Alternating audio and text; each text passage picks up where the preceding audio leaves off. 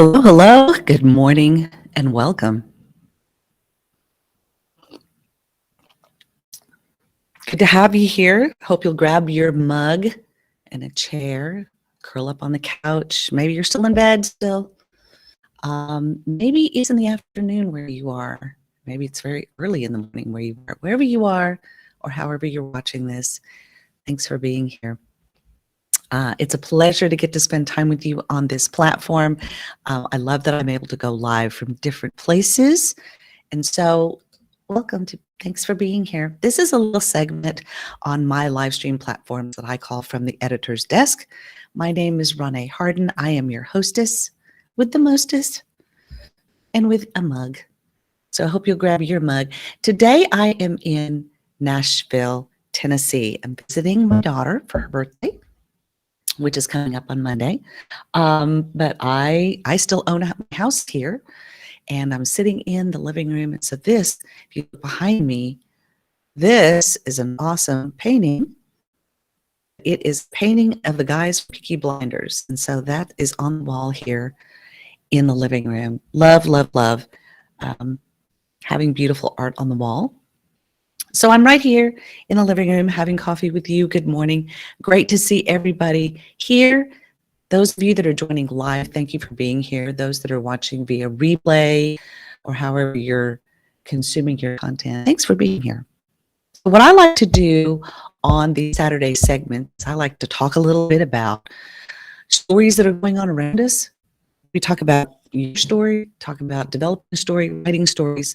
I love, love, love to help people do that. By trade, I'm an editor, I'm a writing coach, and that's what I do is I help people shape their stories, tell their stories, and publish their stories. And that's really the most fun part, is when you can publish your work and have it out there in whatever form that you want to create it. There's lots of different kinds of editors. There's film editing, there's music editing. I love to work with words. So my type of editing that I like to do is in the written form. So I love to help people get a concept or an idea together, flesh that out, develop it, write it, polish it, put it in whatever format they want to send it in or distribute it in, and then help them get their best work out there. So that's a little bit about what I do. And I love when books hit the news. So I'm going to say hi to some folks here in Tiffany. Good to see you here. Hello to you and the family. Snowy, Ohio. That's a big story right now, is that all of the East Coast, I can't remember, it's some kind of winter bomb cyclone they call it, but it's when two major fronts collide and the temperatures are so drastic. So we're keeping fingers crossed and prayers up for people who are all along the northeast coast of the United States, because it's getting pretty scary out there with snow. And it's really cold here in Nashville. Like, I think, what is the temperature right now? 21. It's a balmy 21. When I woke up this morning, it was 15 degrees. Whew. I don't like winter, you guys. I'm not a winter person at all. So those of you that are in the snow or in states where 21 is warm for you today, I'm going to sip and salute you, because I can't believe that you live somewhere where it makes your face hurt to go outside, and you can't open your eyes because the cold wind is so cold. And how many blankets can you wear at the same time? I'm just asking. So that's been a big story in the news. The winter weather, the extremes, the places where, and it's really cold. You remember last year in Dallas, Texas, in a state where we have 90s on average, we had an entire week of snow and ice that shut down the city of Dallas for a week. I think our temperatures were in the single digits for a week. It was brutal. People had pipes burst in their house. They lost power. We were not one of those people. But it's scary. So Nashville is about 10 to 15 degrees cooler all the time than Dallas. They'll have more humidity here sometimes than they do Dallas. So that's pretty, all of the blankets. Your favorite blanket is a sleepy 3-year-old. Oh, they're the best, because they're warm and they snuggle, right? So those are the best. Well, I'm glad you get to snuggle with a 3-year-old. I snuggle with Michael or my kitty, but I don't have either of those here. So I'm on vacation from snuggling with something warm. So I have to snuggle up in lots of blankets because it was cold this morning. Very cold. But hopefully where you are, you're warm and you're enjoying a fire in the fireplace maybe, or it's just a little cozier than 15 degrees and you have a warm mug of something. So this is a mug out of my daughter's kitchen. It's just a pretty little mug. It looks plain, but I like it. I think it's great, right? And as long as it's filled with coffee, that's what's the most important. So I was talking about books, talking about how I love, telling stories, reading great stories. And this week, a book that was written, gosh, in the 80s, made the news. It's all over the news. It's so made the news that it ramped up book sales for this very book. Book that probably hadn't been, on the topic of most people's minds. You may not even know about it. But yeah, it was all over the news this morning. Really crazy.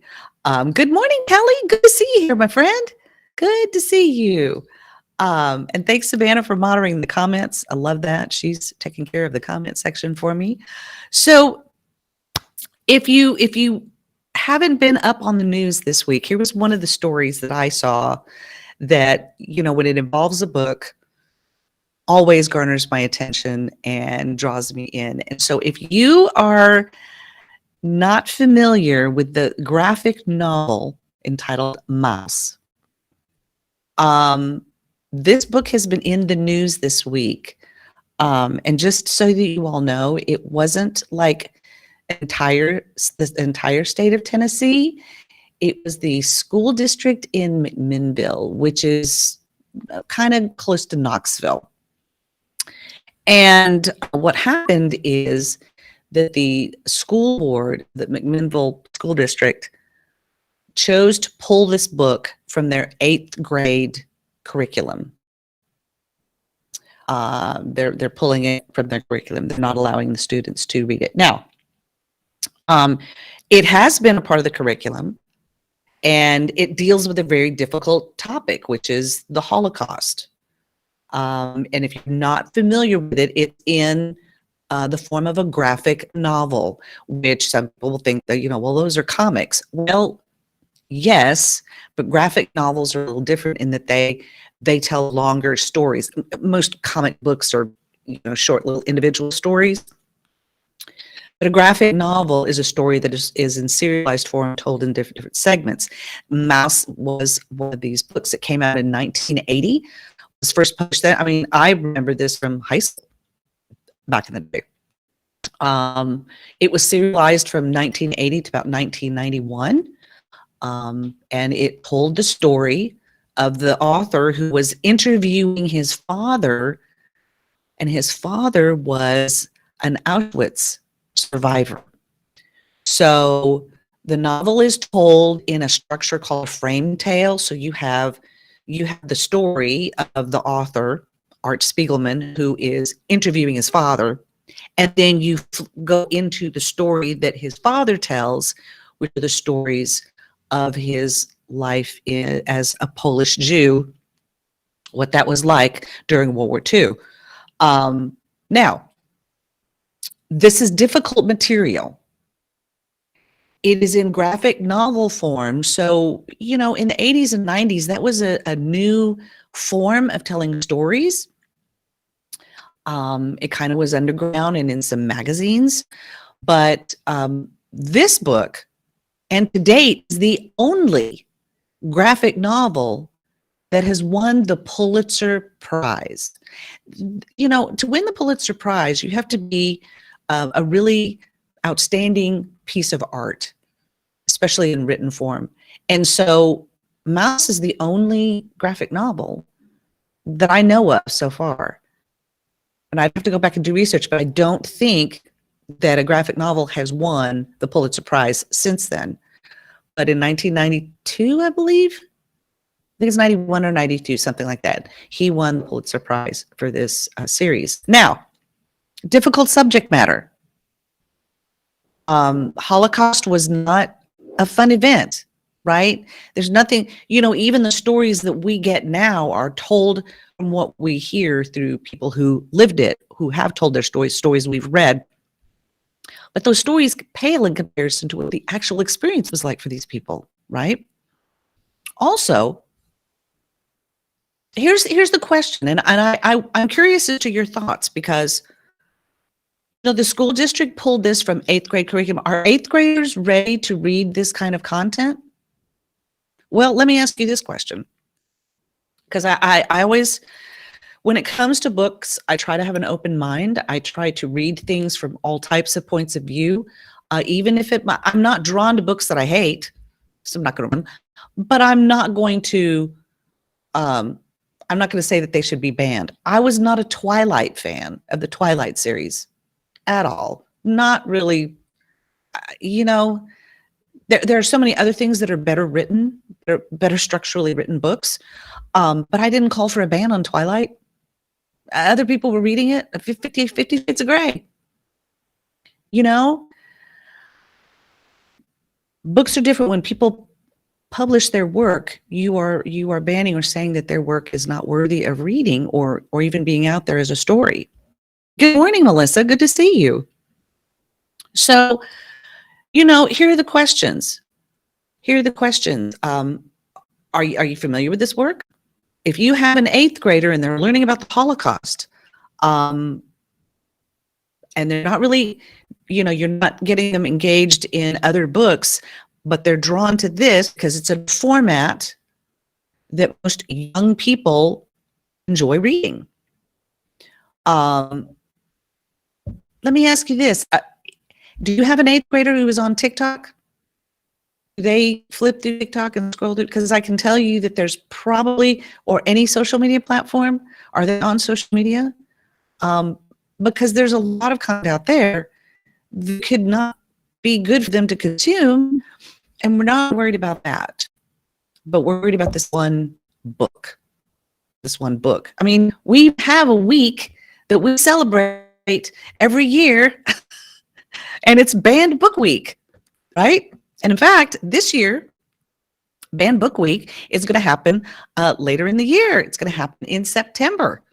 So mark your calendars. September 18th to 24th is Banned Book Week, where we take a look at, we celebrate, and we learn more about books that are banned for whatever reason, and learn more about that. So mark your calendars. September 18th to the 24th is Banned Book Week this year.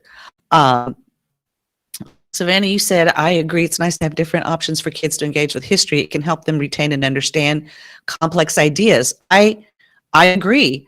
But doesn't the banning of the book cause it to become more popular in a way? Yes, Melissa. In fact, if you look at the news today, sales of mouse have spiked across all platforms. In fact, there are libraries who are now carrying it to have it on loan. There are people who are donating money to have copies of this in libraries and available at bookstores. So this author, he's sitting back, enjoying those checks coming in, because all of a sudden sales of his book have spiked. So really, what the school district was doing is kind of counteractive to what they were trying to do, right? It's one thing if you have a school district who says, and as a board of the school district, again, that are influenced by parents, these are people who come to them and say, I don't know. I had students in my high school classes that their parents would say, I would prefer my child not read that book. And I'd say, okay, I would assign them something different. That's totally within but to say that this book should not be taught to children about the Holocaust at all, it's a different position to take, and that's really tough.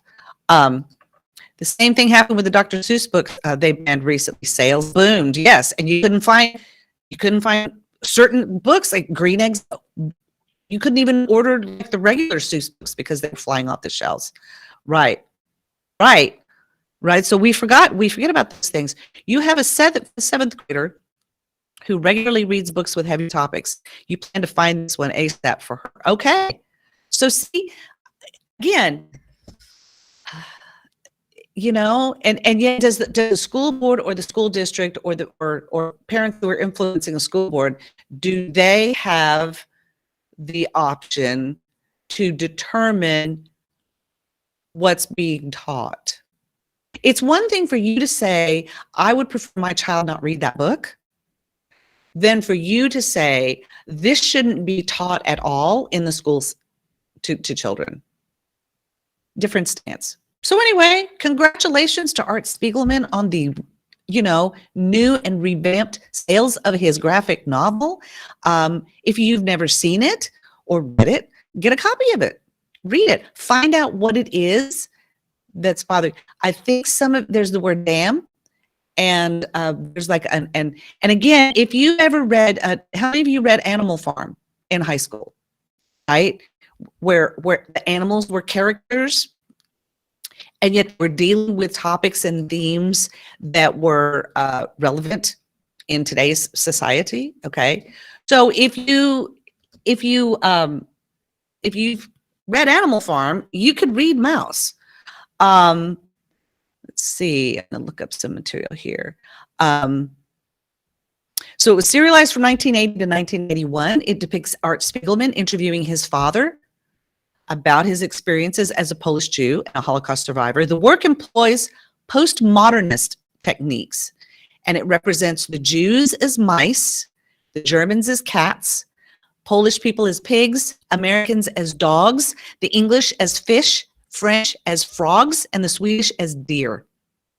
So every country's people were represented in a different animal character. And if you know the behavior or the characteristics of these animals, you understand why the author chose them to tell the story this way. And it became the first graphic novel to win the Pulitzer Prize, the special award in letters. And this was because the graphic novel was not a book, was not, so it didn't fit the category so they gave it the Pulitzer Prize in the special award in letters, because that is a category they can use for special awards that they want to deem. So here's the structure. It is a framed tale.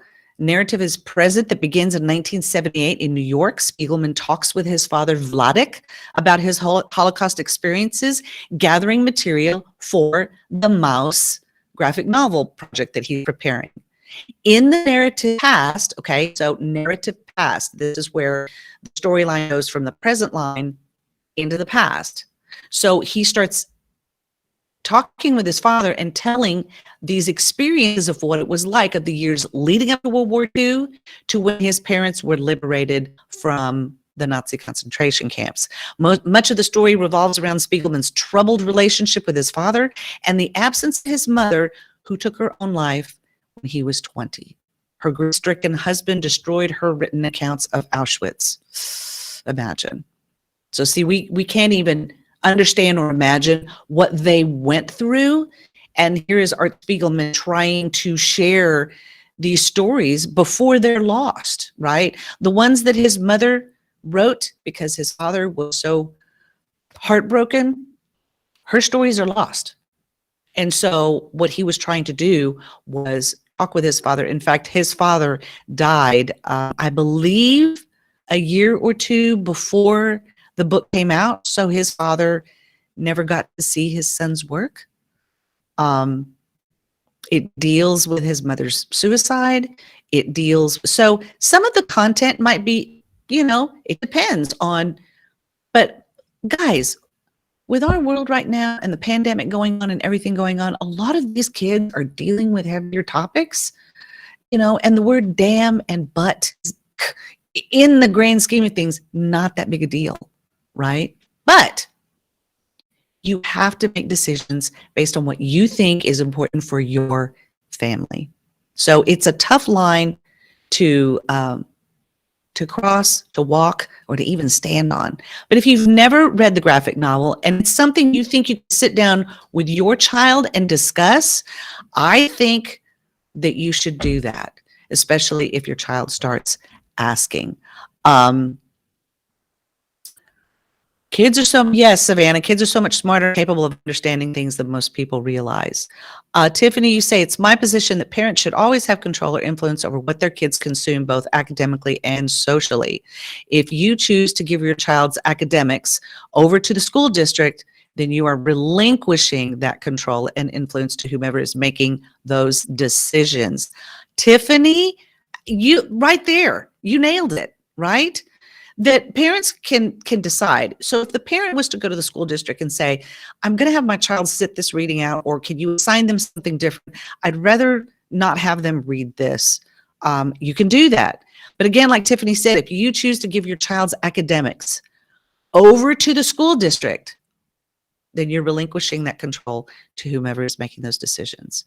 So, well, thanks for that, Tiffany. Listen, and you're not on a soapbox. It's important. These are the kind of things we need to be able to talk about, right? So, other things that I wanted to talk about today besides that, right? So what a huge story that was in the news. I mean, again, whenever a book makes the news, I'm all in. I'm watching it. I'm following the storyline. And again, congratulations to Mr. Spiegelman on, renewed book sales. That can only, and it's going to make people really want to find out, why is this book so important? And yes, it'll probably be on the banned books list this year. So catch up with me in September and we'll see how Mouse is doing. Well, here's what I wanted to talk to you about today, because a lot of people, as many years as I've been live streaming, and I've run across people who still ask me, Ron, what is it that you actually do? Or friends of mine who publish books and they're like, I didn't know you were an editor. So guys, I'm an editor. I'm an editor. I'm a writing coach. I taught literature studies and academic writing for 12 years for high school students. I love helping people with their written words, their stories, blogs, articles, whatever it is that they're putting together, essays, graduate thesis presentations. I mean, it's fun to help people clean up and structure and help them polish their writing. And so I love to do that. So what I'm going to talk to you a little bit today is about what I do, because there's more than one kind of editing. But first and foremost, I want you to know that your editor is your friend. I'm your friend. I'm your friend. I'm the person that you send your writing to, and I look it over and I let you know what it's going to take. If you want to publish it, let you know what that timeline is going to look like. What are the resources you need to have? What's the best route? Last week I talked about the difference between traditional publishing and self-publishing. Now that there's options for self-publishing, the world is your oyster. And if you do it right, you can put a great product out there that you can use if you want to become a public speaker, if you have a mom's group, if you have a Bible study group, if you have a business mastermind group, you can get your story out to those people in the best possible shape that it can be in. So yes, Melissa, right. Parents, we choose to have our kids read something outside of school and have discussions. Yep, absolutely, absolutely. So again, if you have a book that you want to say, so, someone like Art Spiegelman, he had to go to someone who would help him publish this, who would help him get that story out there. And it was released in a serialized format, meaning that, 1 week this chapter came out, and then the next week. And so from 1980 to 1991, it was released in serial form. So how amazing was that? He was able to enjoy that long run of writing and developing his story. Some people don't do that. They don't put it out in serialized form. They put it out in a published form, right? And you have the whole book. So that takes an editor to help you walk through that process. And your editors, again, guys, your editor is your friend. I am your friend. So let me tell you a little bit about what I do and the different types of editing, because a lot of times I get emails or I get inquiries from people and they say, hey, I've got this book that I want to do, and can you proofread it for me? Well, that means something different than you just finished a manuscript and you need it edited. Okay. So a lot of times they'll use certain words, but they don't exactly know what they mean.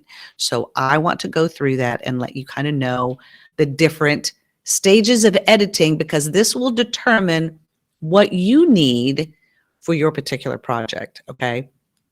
So the first kind of editing that you do on a work, and especially when people bring you like a manuscript, okay? Or sometimes people come to me and say, I've got an idea for a book, and I've got all of these things written down, okay?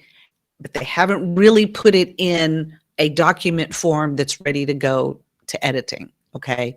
Well, this level of editing is called developmental editing.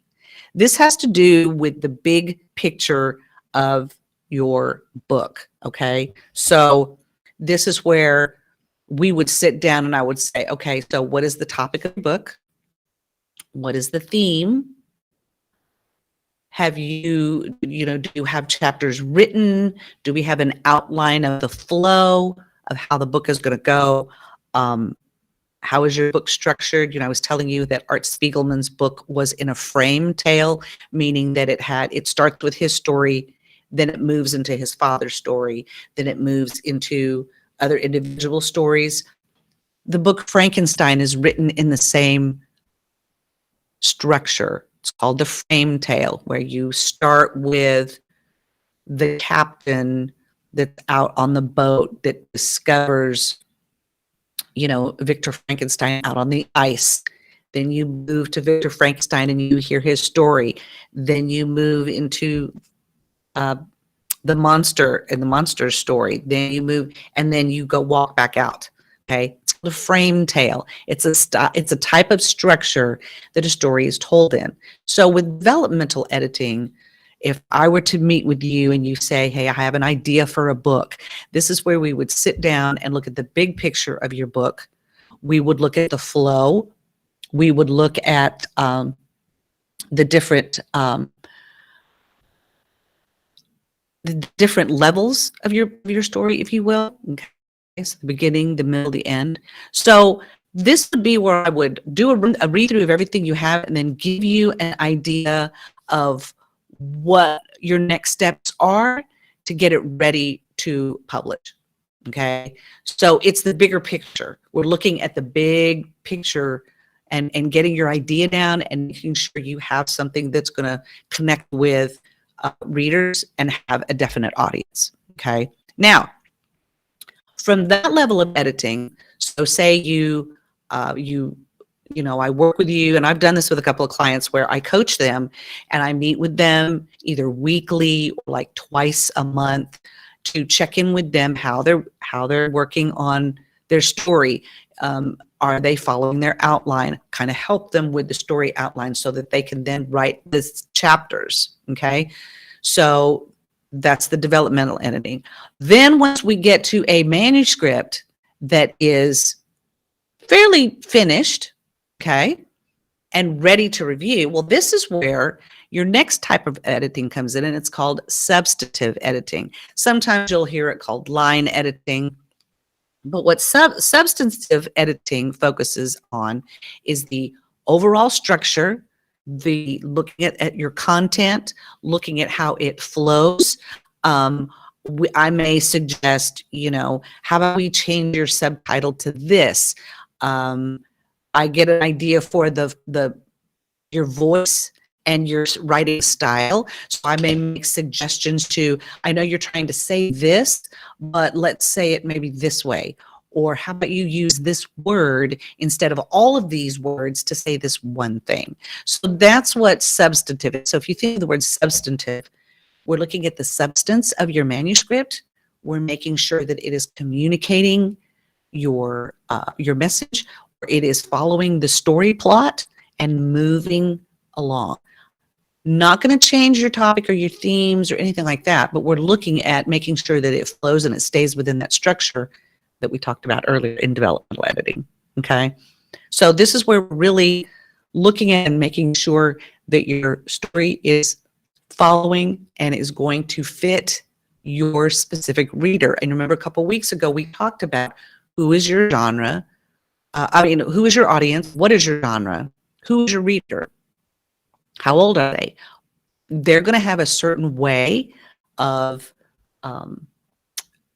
reading, a certain style of reading that they like. Once you know what those readers are like, you can continue writing books for that audience. Okay, so this is where we get into the nitty gritty of that, and we make sure, substance-wise, that your manuscript is doing this, and it's in your voice and your style, and using the language that you would use, and not using words that you don't even know, right? The next level of editing is copy editing. This is when the manuscript is ready to now look at it for grammar and punctuation and sentence structure, clarity, making sure that that you have good, strong sentences. You're using a combination of sentence styles. Are you that you don't overuse adjectives or adverbs, that you are not writing in passive voice.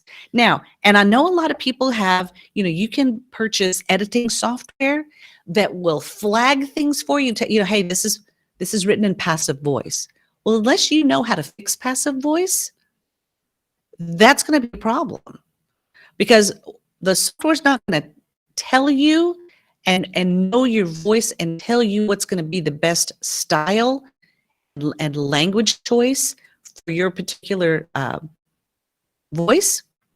It's going to give you technical things like, oh, this period is here, or there's 2 spaces here. That's fine. If you want to do that, feel free. You're making my job a little easier. But a real editor is going to help you make your story sound like your story.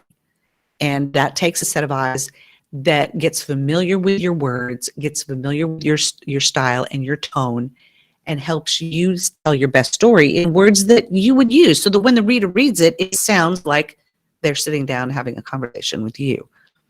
So copy editing gets down to those, little technical things, okay?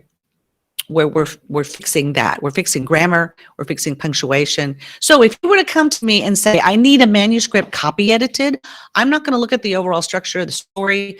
I'm not going to worry about all of that. I'm going to look for grammar and sentence structure and punctuation, because you've asked me to copy edit. So that's what a copy edit is. And this is really about the third level of editing, where we're getting down and really cleaning up the manuscript to go to the formatter or layout and print, okay? And that's when you have proofreading. So when people come to me and they say, I have a manuscript I need you to proofread, to me that says, okay, this manuscript is getting ready to go to Amazon Kindle Direct or Ingram Spark or going to a printer. So this needs to be laid out and formatted and cleaned up so that it's clean and ready to go to print. That's what a proofread is. So if you come to me with the manuscript and you say, hey, I just finished writing the story and I need you to proofread it, that's not the kind of editing you need. So there are 4 different types of editing, and depending on where you are in the writing process will determine what kind of editing is. And each level of editing has a different rate, because it's the amount of time taken to do that particular task, right? For example, if you need to hire a new chef at a restaurant, that's going to be different than hiring a server. Server just brings you the food and make sure that you receive the food and you pay for the food, you get all of that. The chef is the one that comes up with the menus and creates the meals and creates the items that you're going to eat. Most servers don't know how to be chefs. And most chefs don't want to be the ones taking the food out to the table. Their job is different, right? The time that it takes and the level of expertise that it takes to do that kind of editing, okay? So each level of editing has a different rate and a different time period that it takes to do that. Now, if you're curious about, on average, what that would be, there's an industry standard rate chart that I use. I am a member of the Editors Freelance Association. It's a national organization, and so people are able to get an idea for what those rates look like. So you could go to this website on it's called efa.org/rates. And you can get an idea of what these rates are, how much it costs, because if you're looking at publishing a book, you need to make sure that you are considering these costs. What is it going to cost to have someone edit the book? Even if you go with a traditional publisher, they're going to expect you, because again, we talked about this, publishers publish work, they don't market work, and they may have their own editors, but they expect you to have an edited manuscript come to them, because when they take over the story, they're going to have their editors make sure the book fits within that publishing house's style guide, okay?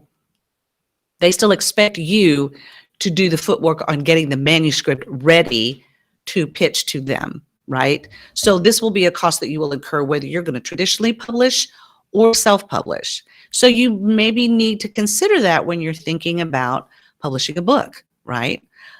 Is looking at those rates. And again, if you ever want to just have a conversation with me and ask, I schedule, 30-minute free consultations to go over with you any questions you have about publishing your book, about getting your book edited. So you can get in touch with me on my website at roneharden.com/contact. You can always drop me a message here on any of my social media platforms. Let me know if you have any questions about, if you have a book or something that you're wanting to write or publish and you just need a little help, a little coaching along the way. I can do that. So let me know how I can help. Because there's lots of different ways we can look at your work, and it may not need to be as expensive as you think it is, and we can get your work out there. You probably have a great story. Maybe you have a controversial one that'll ruffle some feathers and get some book sales out there, right? So let me know if you have a book idea, or if you've thought about writing, or there's something that you kind of want to have reviewed. Let me know. I'd love to sit down and have coffee with you and talk about ways that you can get your story out there. Now, speaking of great stories, we've been reading some awesome books in my book club. If you're interested in joining the book club, I would love to have you. We have been reading this month Kirsten Powers' book called Saving Grace. Speak your truth, stay centered, and learn to coexist with people who drive you nuts. It's Oh, thank you, Savannah. It's nice to have an editor from Mom when you have essays that need proofing. Yep, that is so true. That's so true, right? But you've got to write it. You've got to write it, and I can help you do that. So yes, it does help to have a mom. Yes, isn't it a great book, Melissa? This has been such a fantastic book. Yes, we are having great fun in our book club. It is a blast. Again, I love reading great books that make us think. May not be, Kirsten Powers is a CNN senior political analyst. Some people aren't news watchers. They have a thing about CNN or news channels in general. But Kirsten Powers is telling her own story, also as a Christian, and working in that industry and talking about this topic of having grace for people in difficult times. How do we do that? And so we've been enjoying this book, and we're going to be discussing it on February the 1st. We're wrapping up our reading of this. There was a chapter this week that just, okay, here we go. It was a heavy one. Really made me had to stop and think about some things. Really challenged me. And I love when we can do that, and especially when we can get together in our book club discussions and talk about them together. I have women from different places of the country. We have 3 different time zones represented right now, but yet we come together and yes, I do love our book club too, Savannah. And we have great discussions. And it's been really helpful because, again, that's when you can really engage in thoughtful dialogue and encourage each other. So we've been reading this book. Really happy to discuss it with you, or if you want to pick up a copy, you can. But we are finishing that book up this month, and I'm really excited because we are getting ready for the month of February to discuss Brene Brown's new book, Atlas of the Heart. It's a beautiful book. I've already been flipping through it and kind of getting an idea of it, but it's dealing with, and if you're familiar with Brene Brown's work, she's got an incredible podcast, a TED Talk that has been viewed thousands of times. And but she's dealing in this book with the 86 emotions and experiences that make us uniquely human, and helps us really look. And so, February is Heart Month. I thought, gosh, timing of this couldn't be better. So we're going to be reading Atlas of the Heart for the month of February. So if you would like to join us for our book club and jump in, you can listen to the discussion that we have about our January pick, but you can also get in on the introduction of this book and learn a little bit about it. You can do that. Again, drop me a note right here at roneharden.com/contact. Click the box for the book club. Let me know that you're interested in joining. We would love to have you. Okay, because again, we're going to discuss great books. We're going to discuss books that challenge our thinking and make better folks. And you've already made my day great, just showing up and having coffee. So thanks so much for being here. I'm excited to dive into, next Saturday, guys, it's February. Tuesday is February the 1st. How did your January go? Did it go by fast? It's going by super fast for me. But that's why I like to take time and have some coffee with you and just share what's going on in my life. I hope you'll share with me what's going on with you. Let me know how I can connect with you on social media platforms. I love that we have these tools where we can stay connected. And I will see you back here next Saturday where we talk about the heart. We talk about this book, and we talk about all the great stories that are going to be happening in this coming week. I hope you get to have some fun times. Yes, your January is great. You got to travel again, and you got to have lunch with me. I know Melissa came to town in Dallas. She came to see the Elton John shows, and unfortunately Elton was tested positive for COVID. So the shows were postponed, but I got to see my friend, and we got to have some lunch together, and she gets to come back. So I was sad that she missed the shows, but I know that she'll be able to come back. So maybe that can happen for us too. In the month of February. You never know. I'm here in Nashville. If you're here in Nashville, let me know. I'd love to see you. But until next time, guys, share your awesome world. Get out there and make a difference in someone's life, and get involved in the stories that are happening around you, and create your own story. And if you ever want to share your story, let me know. I'm here to help you. Because your editor is your friend. We'll be back next week. Hope you'll join me. Until then, have a fantastic weekend. Stay warm, and I'll see you next Saturday.